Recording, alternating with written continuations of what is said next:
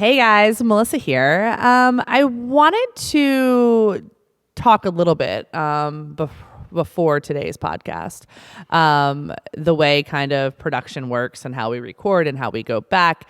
The podcast that you guys are about to listen to was recorded, I think 2 weeks ago, a week ago. I don't know. It all kind of runs together. I don't normally listen to the podcast after we record them.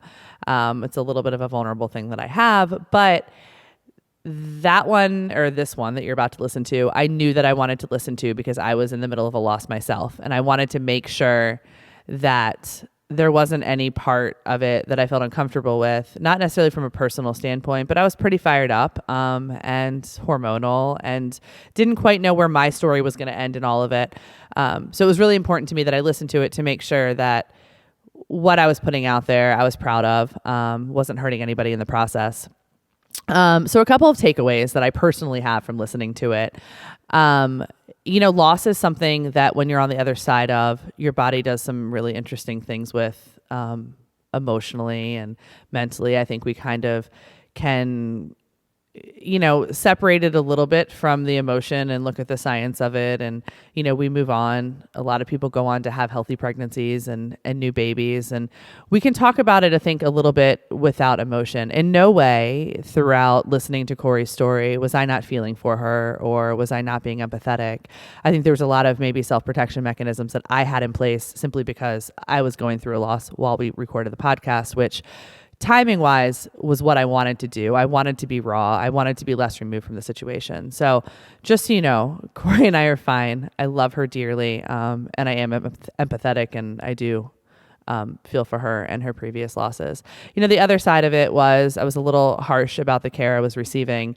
I know even in a worse day, the care providers that I have in my life are honestly some of the best that are around. I was struggling being heard and didn't want to go in for another ultrasound, which was my choice. And ultimately I was heard in the end and we moved forward and the loss is behind me at this point. But I still stay true to the fact that if you have a care provider who's not listening to you or you don't feel trusted, you need to move on. But I don't know if I actually understood every part of what was happening on the care provider side when we recorded the podcast. But you know what? I'm not going to edit it. We're not going to go back. We're not going to take anything out. If anything, welcome to the raw emotions of loss and how hormones can affect us. But yeah, so if anybody who's going through a loss wants to learn more, wants to talk, feel free to reach out via email, via private message, a Facebook page, Facebook group, because we're definitely here for you. It's not talked about enough, and hopefully you guys can take away some gems here and and move forward and heal. And if one ever happens to you, definitely know that you're not alone. So enjoy the podcast. Thanks. Hey, everybody. Welcome back to the Latched Mama podcast. Melissa here. It is, I think, a Thursday in January. It was actually seasonably warm here in Virginia. It was nice. We get outside, go for walks.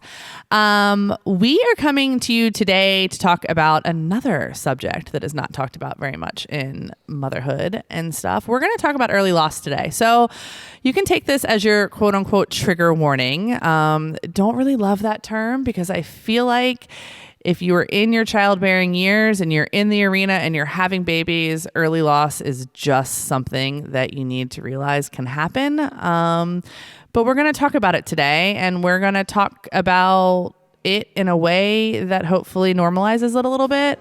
Give you guys some advice on how to be prepared maybe if it happens to you. Make sure you feel not alone. So you're listening to the Latched Mama podcast. I'm your host, Melissa Wirt, business owner and tired mom of 5. Join us each week as we talk about pregnancy, nursing, parenting, and all things motherhood. Hi, Kori. How are you? I'm doing okay. How are you? Good. Thanks for being here. And this is kind of one of those coming over here. Yeah, it's not kind of one of those like fun, exciting, cool topics to talk about. But I feel like it's something that we need to talk about. Absolutely. I love it when other people actually want to talk about it. Yeah. It's so taboo. It's so funny because it's like, it's not funny. Like nothing about it that's really funny. But I mean, so many pregnancies don't get out of the starting gates. One in 4.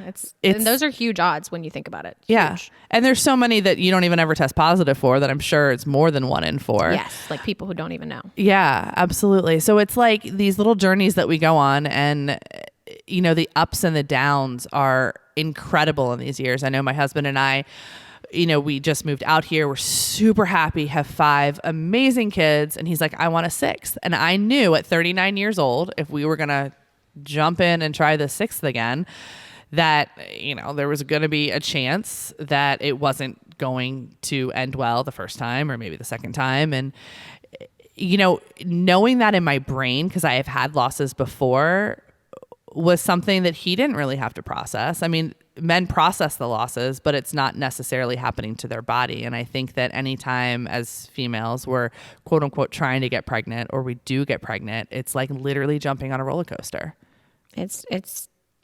I mean, once you've experienced loss, especially, but even as a new mom who's just trying, it feels like holding your breath for, 12 weeks or however long they tell you is the safe zone. There's no safe zone in pregnancy. Absolutely not. So we wanted to hit a little bit today. Kori's had a few losses, and she's going to kind of talk about those. And, I'll give you guys a little bit of insight on kind of what our journey to 5 and whatever is happening right now is. And we just kind of wanted to talk about them in such a way that you guys realize that, it happens, not to scare anybody, but to know that there are people out there that it also has happened to. And there's not a whole lot of advice we can give on how to ride it out other than you just got to get through it. And on the other side, there are beautiful things hopefully to come, and there are resources and, people to lean on, but there are millions and millions of, so-called rainbow babies out there, that are waiting. So, Kori and I talked a little bit before we got started on, kind of what her experience has been like to her 3 living children at this point. But I wanted to maybe have her give a little overview of kind of your journey to 3, somewhat quickly. And kind of talk about the different kinds of losses you've had and, how you kind of got where you are. Well, I had my first pregnancy and he was super healthy. I had a fairly decent birth. And I decided, once I hit that 18-month range, I was ready and rolling to get another one. When you first found out you're pregnant with your first, because I didn't have the experience of actually getting to have that, because we had a chemical pregnancy, quote unquote chemical. And we're going to talk about these terms maybe if we get into it, but they all suck. We've just decided that every chemical pregnancy, blighted ovum, non-viable pregnancy, it's all just spontaneous abortion. I feel like I'm being struck every time someone says that. Absolutely. They all just suck. They're terrible. I feel like they all need to be rewritten. But anyways, so Eric and I had a quote unquote chemical pregnancy, we were talking about this earlier, tested positive until 4 weeks, line, started going away, started bleeding. So we have tiptoed into every single pregnancy since then. There's never been that wrap up the pregnancy test and put it underneath the Christmas tree. It's painful. But I'm happy that you got that with your first. Did you have any thoughts of, maybe this wouldn't go well, or was it very much positive? Well, I mean, we tried for 6 months, and every month, those negative tests are just it's like a hit to the gut. Yeah. It's disappointing. It really is. And then when you finally get it, you're like, is this real? Let me take 25 more tests to make sure.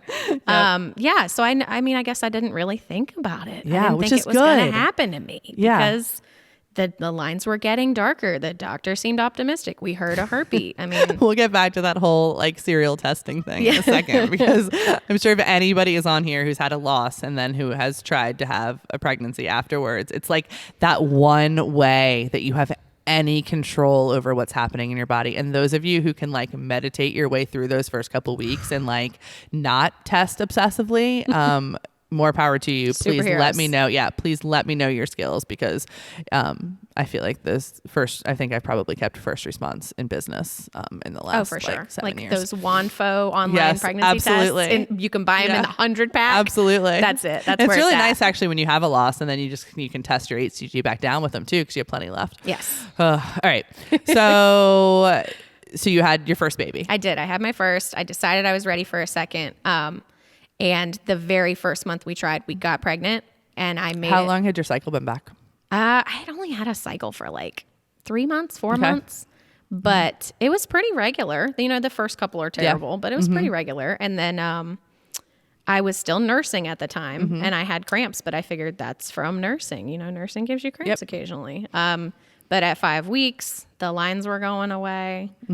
I was having more and more painful cramps. And like when I started bleeding, I knew. You get a gut feeling. You kind of knew. And I mean, what can they do for you? You go in, they say, yeah, that's what's happening. So Your HCG's dropping. Sorry about your luck. Yeah, absolutely. So that was your first loss. Yes.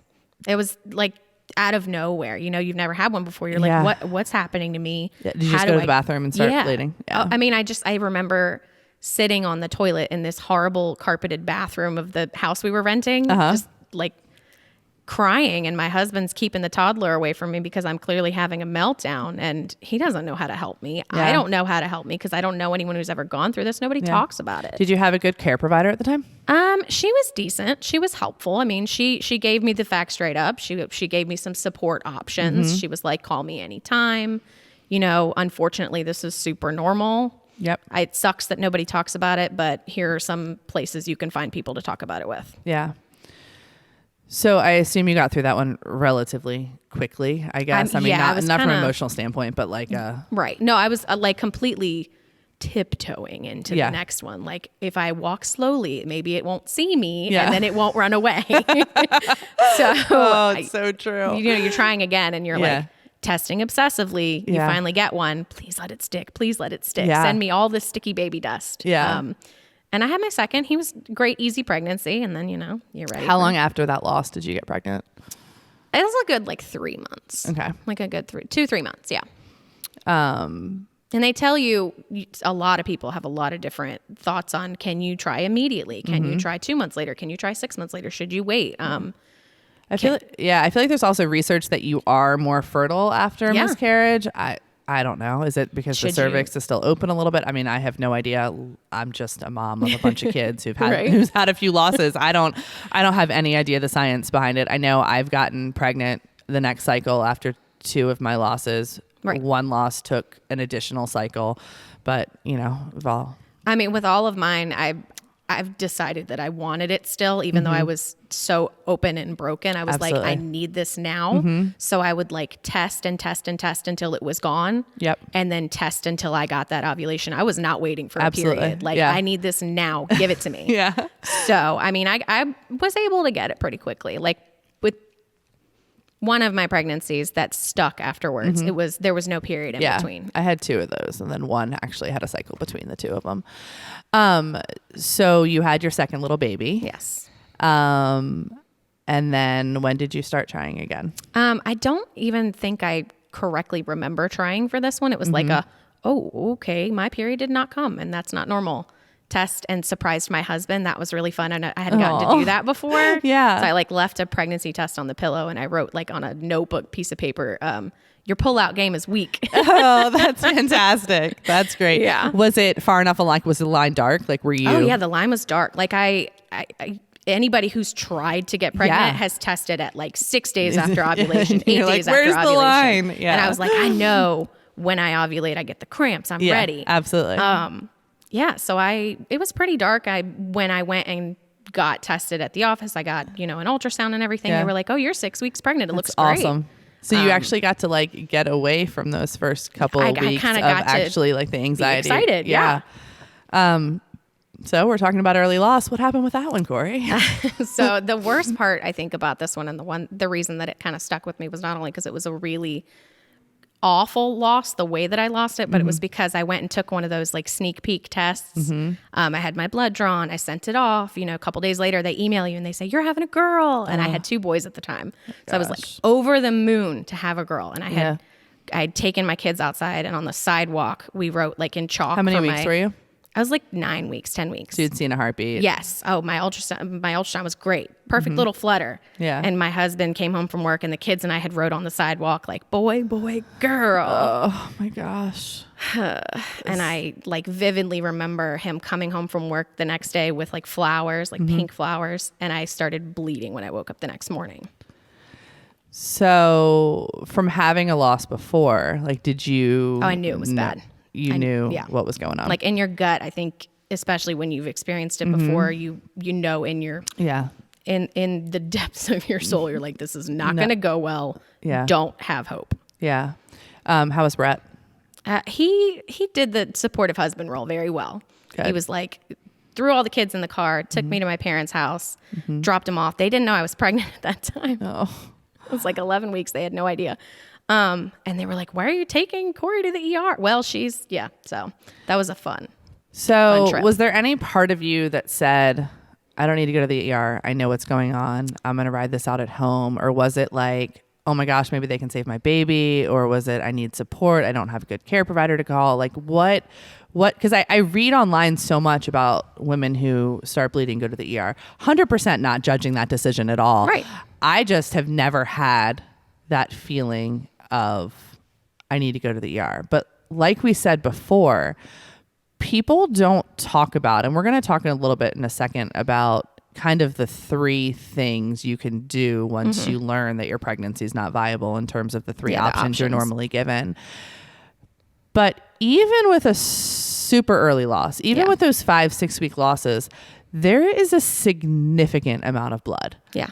And you feel like you're dying. Yeah, I've tried to process it before, and I'm like, well, maybe it's just because I don't have a tampon in, and maybe it's just because it's clotty and it's a lot and it's scary. It's like it's tissue, it's chunks, it's gross, and it's TMI, but it feels like parts of you are coming out of your body, like organs. It's gross. Yeah, when you have an efficient miscarriage, which we'll get to in a second, sometimes they're not very efficient.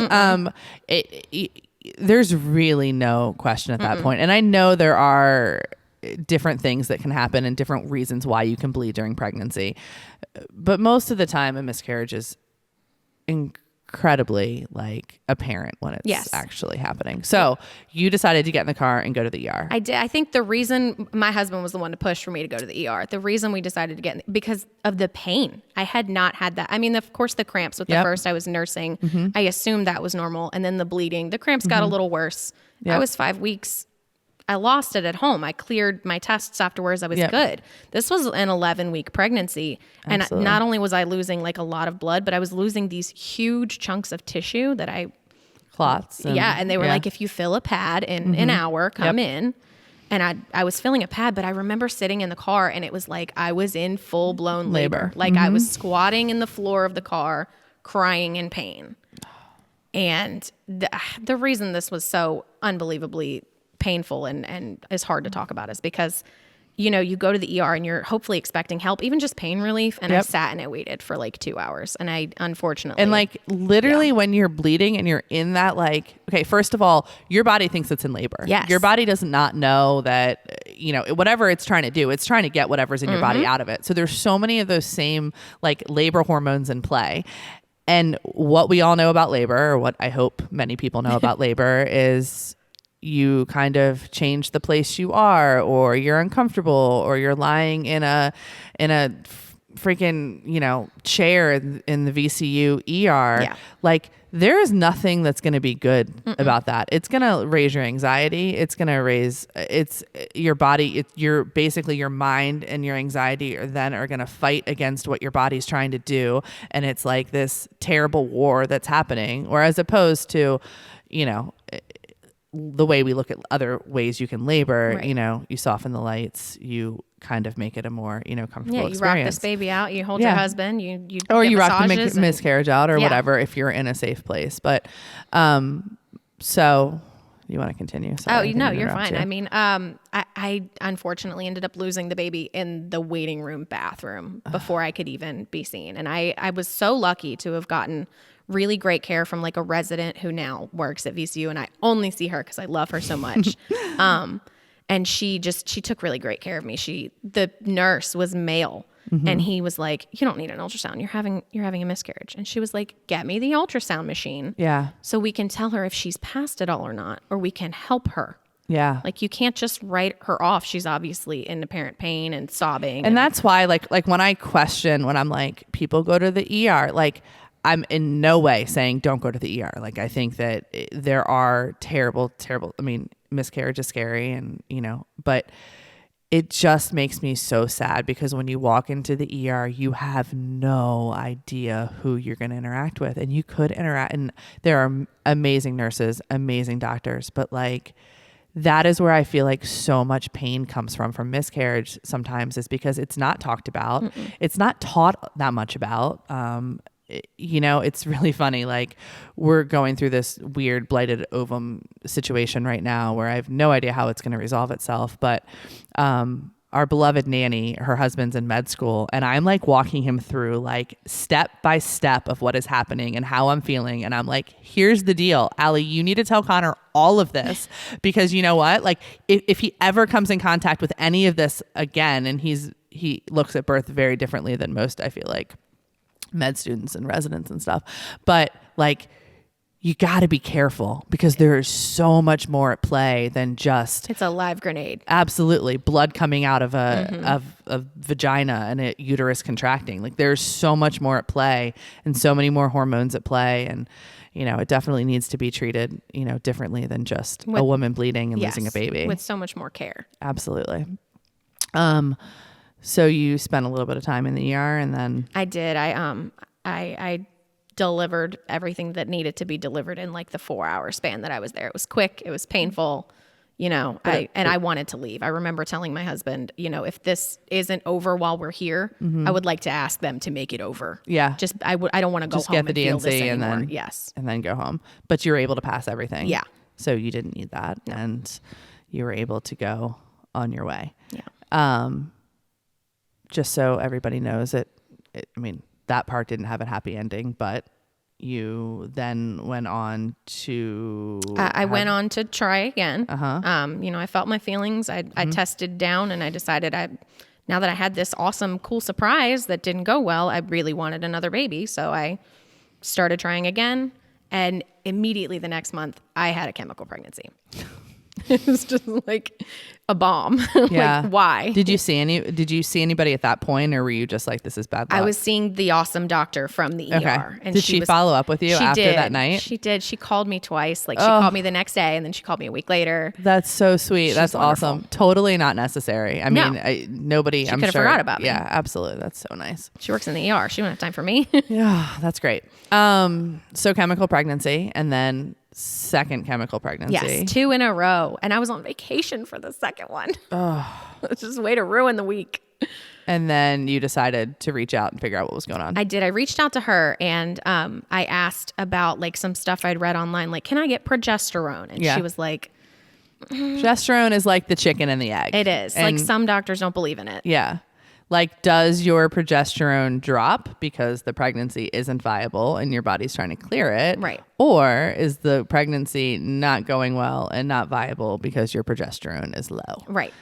Should you $1 million get help or should you questions. Not? I probably in the last 3 weeks of my life, I've probably read about 60 studies on that from all different countries. Right. And it's very fascinating. The amount of research you put into it. Yeah. Because it's, how can I make it go well? or how can somebody tell me what's going on in my body? And I think that that's what makes early loss a little bit harder for me, is because I'm at this point in my life where I'm like, you know what, if I work really, really, really, really, really hard at something, it's going to happen and it's going to be great.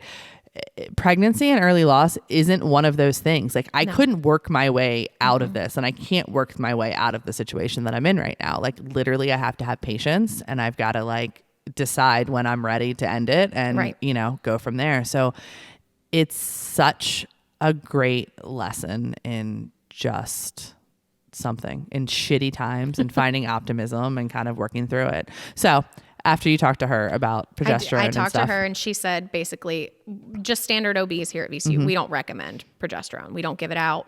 But if you're concerned about recurrent loss, here's the number for a guy who's an RE, which is a reproductive endocrinologist. And they help with IVF, they help with IUI, getting pregnant, or they help people who can't get pregnant. And I went and I had the full blood workup. I had my uterus injected with saline, and they looked for cysts and fibroids and all this crazy stuff. And they said, everything looks good. So try to get pregnant. And once you get pregnant, we will do everything we can to make sure you stay pregnant. Do you remember at all what happened when you first went in with like your numbers or anything, or were you on progesterone at that point? Well, they told me like once you get pregnant, call us that day. Okay. You will come in that day, get your HCG blood drawn. You'll do it again in 2 days. If things are looking good, you're going on progesterone immediately. And I had never even heard of that, but suddenly I'm putting it up in my hoo-ha like it's nobody's business. And I mean, it worked. I love you. It worked. And you have... And I have Lucy. Lucy, who is probably the cutest little baby, has the biggest bows of anybody I've ever seen in my life. And she is just a little dreamboat.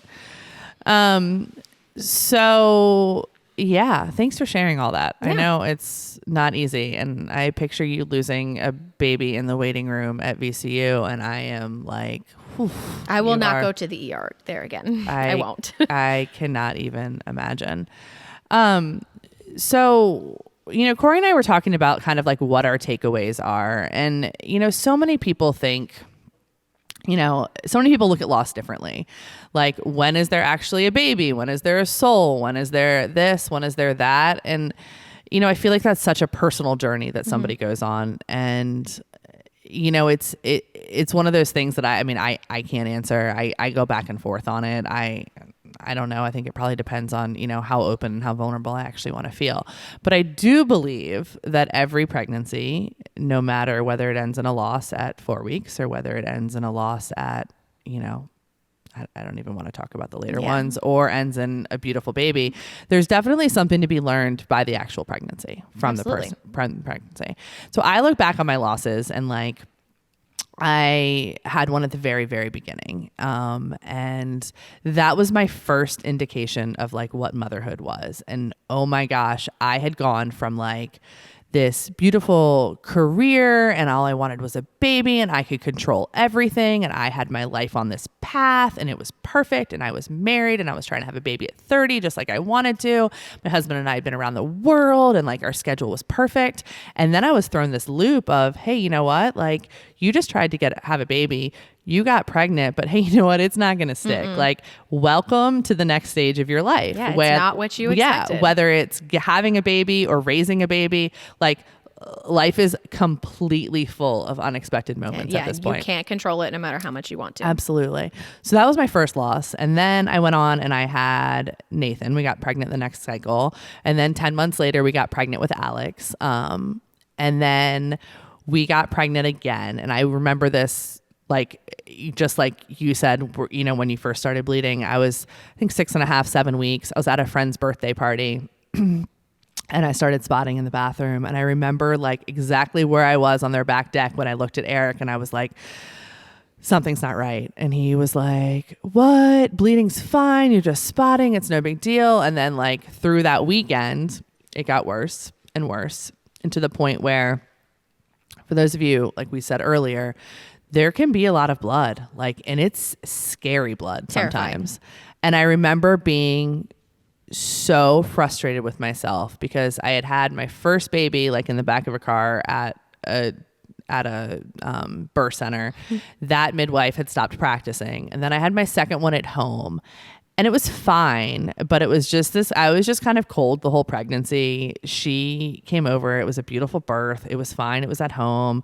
I never really followed up with her. She never really followed up with me. But here I am miscarrying in my bathroom and I had 0 people to call. Like, and who can help you? Who can help me? And I didn't feel like I needed medical attention, right? But I needed somebody to tell me like, hey, it's okay. I know you're going to live. You're going to live. Yeah. I know this looks like a lot of blood, but it happens to people. Right. I just go with it and just lean into it. It'll be over and, you know, we'll see you on the other side of it and, you know, call me if you need anything. Not having that is terrifying. Yeah, it was terrifying.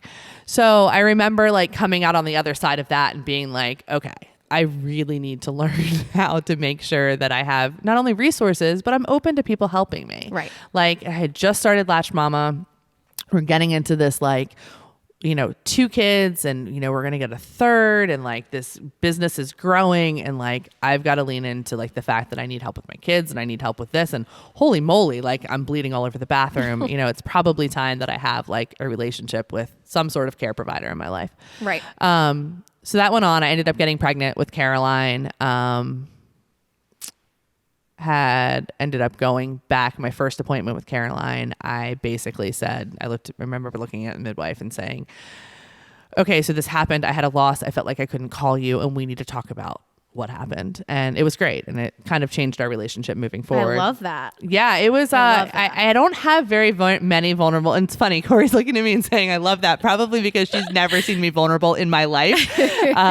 Because I walk around leading Latched Mama, never very vulnerable fearless. at all. So fearless. Yeah, somewhat. But yeah, anyways, I remember my little bottom lip quivered, and I looked at her and I was just like, you told me you'd call me in 2 weeks and you didn't call me. And this was like before texting and stuff, because I'm so old. And I was like, you didn't call me. So I felt like I couldn't reach out, and I felt like you didn't care. And like, it was definitely the turning point in our relationship, because Caroline's pregnancy ended up being, kind of when Latched Mama started to grow and take off, and I started having to invite people into my life to work at Latched Mama and help with my kids. And it was just this great lesson every single month during the pregnancy when I went to go see her, that like help is good. And like, I needed to, really learn about that. So that's what that loss taught me.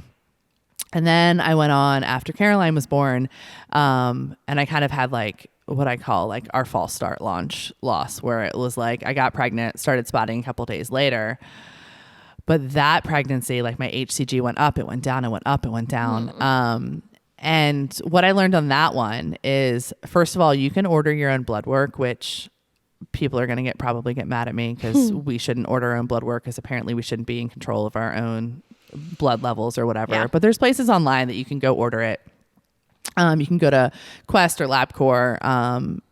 Just if you ever feel like you need to check in with your pregnancy. And I don't think that there's anything wrong with it. Absolutely not. It's like testing 1,000 times. Yes, but this last one has like totally kind of like made me grumpy about it. But I don't think that there's anything wrong with you knowing yourself what's going on in your body. I don't think that you need a doctor to call in like lab work and be, I don't know.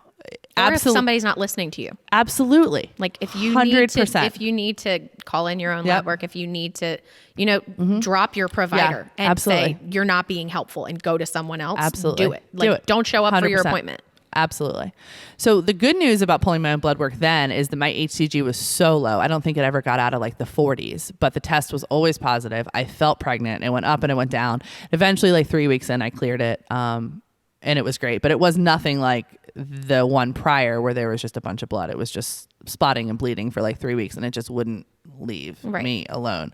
But I learned through that one that sometimes you just have to be patient, and there's some ways of That's hard. It's terribly hard for me. It's like the worst lesson ever, and here we are doing it again. So the other crappy part about that is that I feel like it matters when you miscarry, like the time of year, what's happening in your life. That was a Christmas one, and it was terrible. It was over Eric's 40th birthday. It was the ups and the downs. And then this latest one was exactly the same way. Tests got darker. And at 5 weeks, I was like, something's wrong. And it's so funny after you've had a lot of pregnancies and you've had a lot of kids, like, Oh, absolutely. Like, I feel like, and I'm so proud of myself for knowing my body. And like, that's what I want as like one of the major takeaways on the other side of this is like to know, like to be so proud of the fact that like I was ahead of it, because we all know I love surprises, but the emotional kind of surprises are literally like my kryptonite. Like I have so many balls in the air that suddenly when somebody throws one out that has any sort of emotional component, I'm like, I can't deal. I'm just going to go under a rock right now, because it's hard. Like it's really, really hard to like lead and be around so many people all the time, and then all of a sudden have to deal with something like, emotionally myself. So I got my blood work drawn. HCG levels were kind of low for where they should be for how many DPO I was. My progesterone was low as well. Had that very hard decision to make of whether the chicken or the egg. Was the progesterone low because the pregnancy was not viable, or was the progesterone low because I'm still breastfeeding and like, should you help? Should I help it? Yeah. Should I help this little thing inside of me, soul or not, baby or not? Should I help it grow? Will that even help? Is it viable? Or will it just prolong the loss and make it worse? And make it worse? So I miscarry it, 10 10 weeks instead of. And, some people say that no matter what, the baby will miscarry regardless of the progesterone if it is some sort of issue. Yes. It can't hurt, as I feel like where most care providers lie at this point is like the progesterone really can't hurt anything. Yes. Like if it's destined to be, if it's a healthy baby, it'll stick. If it's not a healthy baby, it's going to go. But Eric and I decided together that I haven't needed the progesterone before, and I'm 39. And it was just kind of one of those things that more chances than not, I didn't need the progesterone. More chances than not, my body was trying to deal with whatever was happening inside. Right. So we decided to kind of, quote unquote, just let it go. I laugh because you can't just let something go. Like you can't just be like, okay, it's not healthy. Okay, let's bleed and let's move on with life. And then you make a decision and you make a decision and then you go to the bathroom and you bleed and you lose whatever products of conception are inside of you. Yeah, no, it doesn't happen like that. No. But somehow I thought in my mind, I'm like, okay, it's the week before Christmas and New Year's. It's fine. We'll just do, and then, January 1, we'll start off. 2021 is here. It's going to be great year. We're just going to start clear. Yeah, no, that's not what happened.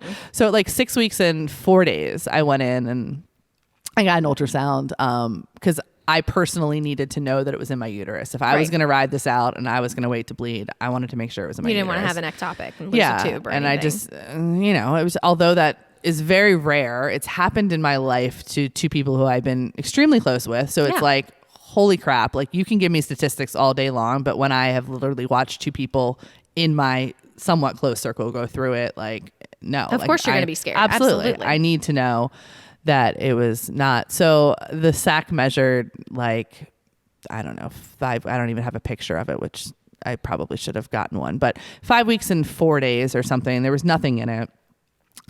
My calculations, because I know my dates. Yes. Don't ever argue with a woman that she doesn't know her dates. No, we always know. Care provider 101, especially when a woman gets to the point where she's had a lot of kids, she's had losses, she knows how to navigate this part.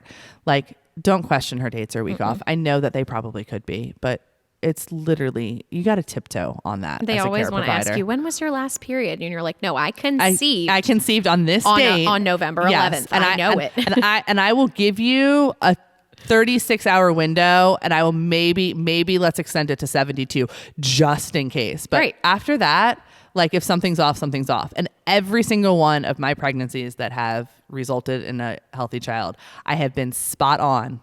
Like on that measuring ultrasound, spot on. So anyways, the sac measured small. There was nothing in the sac, which, like, for anybody going through this, technically I kind of have three options. The option that they would probably most like would be for me to go back and get another ultrasound because it's supposed to grow or not grow, and that's how. But most people who are dealing with something like a non-viable pregnancy, which it sounds like you've never really had that moment where I've never really had to wait. Yeah, you've never had somebody have to tell you that it's not Nobody's viable. personally ever told me. So you've never had that moment. That I can tell you that, like, of course the sac was empty. So there was no embryo. There was nothing beating. But looking at an empty ultrasound screen when you've seen babies before is one of those things that I don't think you can teach a care provider, like, unless they've been through it themselves, what that feels like. No, it's like when they have to go to, intern and teach people how to tell them their loved one has died. Yeah. You need to learn that. Yeah. That if you're going to go anywhere near a pregnant woman, you need to know that. Because it could just look like a sac to you. And for me in that moment, honestly, that was probably best case scenario because I wasn't hoping for a miracle. My HCG was too low. It didn't double in 48 hours. For me, an empty sac, not having to look at something that stopped growing or a heartbeat that had stopped, that was probably best case scenario for me. But it was still hard because if you think about it, you're in a really vulnerable situation. Most likely at that stage, it's a internal ultrasound. Right. You have this probe up your vagina. You're uncomfortable. Most practices that you're going to go to, you're going to be with an ultrasound tech that you probably don't have much of a relationship with. And they can't tell you anything. They can't really tell you anything. They're telling you sometimes to push places or, move to a different direction. And I remember the one I went to last week, and I adore the practice. It was such a different experience. It was like this, and I'm used to care where I'm very, very involved in the decisions.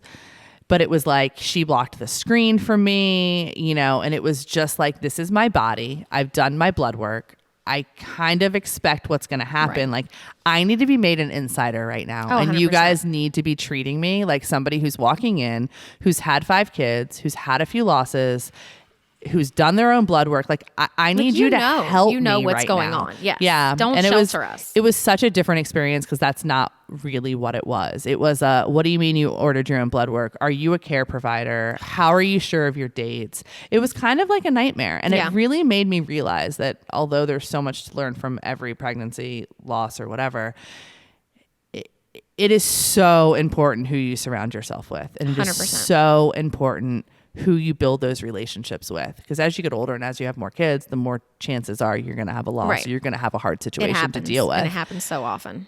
And those good care providers are so hard to find because there are good ones out there. But when you find one, you got to hold on to it. And this was my only option. Like, I love my midwife, but she's a home birth midwife, and I had to go get an ultrasound somewhere, and I had to trust whoever I saw during that was going to be great. Yeah. And it wasn't bad. It could have been 10 times worse than it was. But needless to say, we might have to do a follow-up because who knows how this is going to end.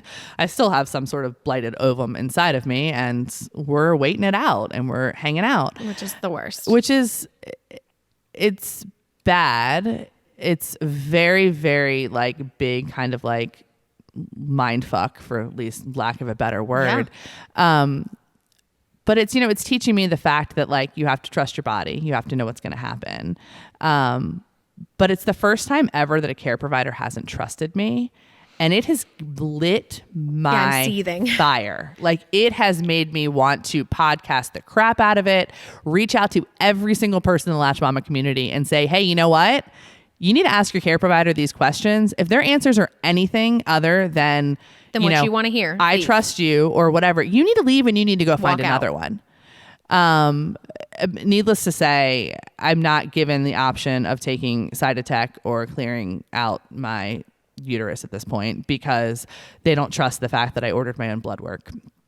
And, you know, I'm sure that there are more things at play. I'm sure I don't know how the whole story. I'm not here to talk bad about any new midwives or anything that is happening, but I can tell you right now, the worst thing that you can have in a care provider at this stage as a female is somebody who does not trust you. Is somebody who doesn't believe you. You know your body. You absolutely know your body. And there are absolutely conversations that need to be had. There needs to be like a, hey, I understand you're feeling this way, but in my experience, I've seen this. Can we talk about it some more? Right. There's a way you can absolutely say that. 100%. And there are ways that the conversation can be had. But the second you look at somebody or the second they find out somehow through the grapevine that you're untrusting of them or you have questions that you're not going to explain to them for whatever reason, it is an incredibly maddening experience. Oh, the gate is shut. Like, there's no trust whatsoever. There's none. And it happens all the time. It happens. And I'm so lucky that at 39 years old on pregnancy number, 6 at this point, that it happened to me this late in the game. And I have been protected from it. And I haven't been spoken to. And I've kind of like looked at remember my doula training, we talked a lot about it. And I remember thinking like, okay, whatever. A woman's not trusted. They can go find somebody else. Holy crap. In an experience where your hormones are up and like you don't know what to do, like it's terrible. And in what feels like the worst situation of your life, to not get support from the one person who should be able to support you is not only like maddening, but it's like a bullet to the gut. Yeah. Like, how can you not? I mean, I swear there were eye rolls in that office. Like, I swear they kind of like, and I don't know. And it's so hard because I'm giving people the benefit of the doubt. You have masks on. It is so hard to connect. The ultrasound room was dark. It was small. But holy moly, did I feel like I was the craziest person ever for advocating for myself at 5 weeks because I knew something was wrong. And, I don't think it was meant to be that way. And I think that, my hormones, I will 100% say, are whacked to hell right now. When you're walking around with you're walking around making HCG with a non-viable pregnancy inside of you. You're already like, you're a hormone casserole. It's everywhere. And I know I walk around like being the strongest woman. Like I just am like, I can do it all. Blah, blah, blah. You really do. Well, no, I don't. You run the Latch Mama world, and so it's hard to see this vulnerable side. It really is. Absolutely. But it's so funny because it's like there is a certain gift that some care providers have, and they are out there, and they're not all midwives. There are OBs that are like that. There are family medicine doctors that are like that. There are nurse practitioners. Fall in love with a nurse practitioner at a doctor's office and just see them. I found a little baby OB. She was a resident. Now she's an attending, and I will never see anyone else. Absolutely. So they're out there. And holy moly, even if you have had perfect pregnancies and perfect birth experiences at this point, I'm not saying something is going to definitely go wrong. No. But you know what? It could go wrong. And when it does, you need to be in the arms and the hands of somebody who is going to trust you. And if they're not going to trust you, or they think that you're going to make a wrong decision or a bad decision, they need to be able to sit down with you and explain where you're coming from and explain where they're coming from, before there's just this like line in the sand. No, you have to find someone who will hear you, Absolutely. even if you're being crazy. Yeah. Even if you're, Absolutely. you're I will and you're spouting off garbage. 100% admit that I have been, I'm a loony bin right now. Pregnancy makes you whack. Absolutely. And having HCG being created, whether it's a low number or a high number, and having a messed up, whatever the heck's happening. I mean, it makes you crazy, but you don't get into helping women without realizing that women are going to be affected by hormones. Right. And there is nobody else that is going to understand. Their partner's probably not going to understand it. Like, there's nobody who's going to be able to, like, your job is to help them. Your job is not to put roadblocks in front of them. Not just to catch babies, not just when it's good. You have to know how to get them through the worst. I was talking to Lindy today. Lindy has 6 kids, and Lindy had 6 kids with no losses, which is incredible and I love her wonderful. And I hate her a little. But she had, I mean, she had a NICU first baby. Right. She had monodyed twins. Yeah. She had monodyed twins. I mean, she didn't have easy road at all. But she looked to me today and she was like, Melissa, she's like, it is just as much their job to catch babies as it is to walk women through. It's not on us to help them help us. Absolutely. They should already know how to do it. And if they don't, then they need to figure it out. Like, we're already falling apart. Absolutely. We can't help them help us. Yeah. And like, I think I could end this little purgatory that I'm in right now if I wanted to. I could push hard enough. I could go back and get an ultrasound, which is what they're asking me to do in order for me to end it. And it's not unsafe for me to be walking around right now. My body will probably clear it at some point. Right. But the idea that I don't have an option is extremely difficult for me. And we're not going to get into the pro-life, pro-choice thing, because honestly, until today, until this week, I have my feelings and I have my thoughts on it. I was raised Catholic. I have thoughts and I have feelings on it. But at the end of the day, holy moly, to have somebody tell me that if I wanted to get rid of what my husband and my partner and I and science has told us at this point is a non-viable pregnancy. Like, finish this nightmare. But I don't have the option to do it until I go back, I drop my pants, I get on that table with somebody I don't know, I spread my legs, they put an ultrasound up there, I see an empty ultrasound again, just because there's this chance that they're holding on to, and I don't really know the reason, and it would probably be really nice to know the reason, and I don't know, I don't mean to be opening a can of worms with this, but it's either, they're worried I'm going to kill a viable pregnancy, which, to have HCG go up 50 points in 48 hours. And I'm sure there's somebody whose HCG's dropped and it's been a viable pregnancy, but to have a progesterone as low as mine was and to be spotting like I am. I mean, everything kind of comes together in the sense that, when all arrows are pointing down. Yeah. But I still have to go put myself in this vulnerable situation again, which I know people are not trying to do any harm, and people are showing up every single day to support women and to do whatever. But holy moly, find somebody who hears you, and find somebody who listens to you and holds you, and make sure that, what is happening to your body and in your body is, by choice and something that you want to happen. 100% agree. I don't know. It's just this, It's just this weird feeling that, losses happen, but there's a lesson in every single one of them.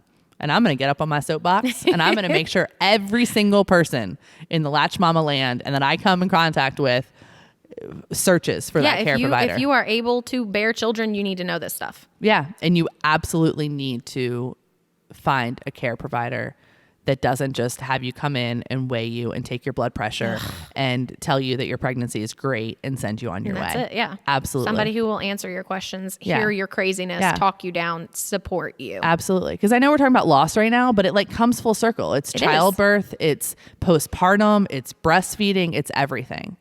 So go on a care provider quest. I don't care if you have to go sit down with 10 of them. Do it. And the ones that won't sit down with you and won't talk to you aren't worth your time. Just cancel the appointment. Walk away. Absolutely. Don't go back.